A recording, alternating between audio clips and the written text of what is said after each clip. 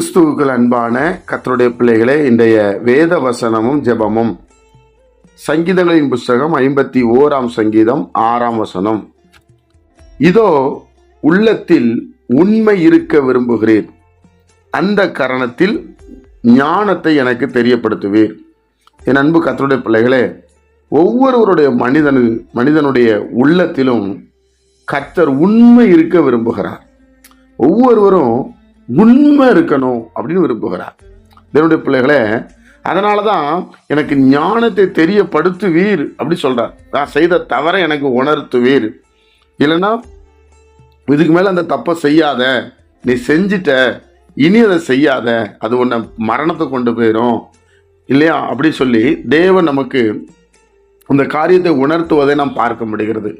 என் அன்பு கர்த்தருடைய பிள்ளைகளே, அப்போ உள்ளத்துல முதல்ல நமக்கு ஒரு உண்மை வேணும். ஒவ்வொரு தேவனுடைய பிள்ளைகளும் நம்ம உள்ளத்தை உண்மையா வச்சிருக்கிறோமா? ஏன்னா உள்ளத்துல வாசம் பண்ணுகிறவர் கர்த்தர். தேவன் தங்கும் ஆலயம் இந்த இருதயம்.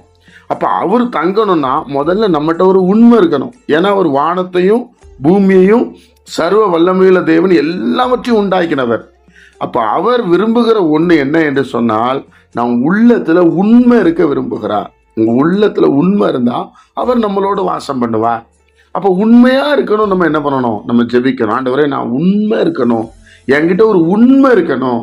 தேவனுடைய பிள்ளைகளே, நம் சூழ்நிலை காரணமாக சில நேரத்துல பொய் பேசி விடுகிறோம், மாற்றி பேசி விடுகிறோம், இல்லைன்னா அந்த இடத்த விட்டு கடந்து போகிறோம். ஆனா தேவன் விரும்புகிறது, அவர் ஆத்மாவுக்கு ராஜா. அவர் தான் அந்த ஆத்மாவை கொடுக்கிறார். மனிதனை மண்ணினால உண்டாக்கி நாசின் சுவாசத்துல அவருடைய ஆவியை ஊதுறாரு தான் பைபிள் சொல்லப்பட்டிருக்கு. அப்போ இந்த ஆத்மா அவர் தான் தந்தது.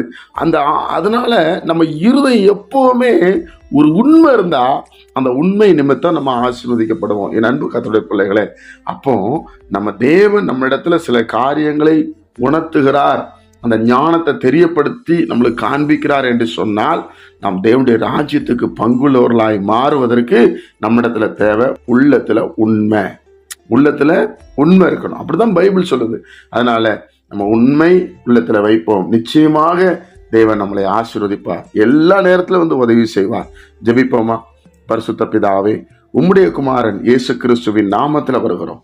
ஆண்டவரே, எங்க உள்ளத்துல ஒரு உண்மை இருக்க நீங்க உதவி செய்யும். உமக்கு பிரியமாய் நடக்க எங்களை ஒப்பு கொடுக்கிறோம். மகிமை கனத்தை நீர் எடுத்துக்கொள்ளும். கர்த்தராகிய இயேசுவின் மூலம் ஜெபிக்கிற நல்ல பிதாவே, ஆமென்.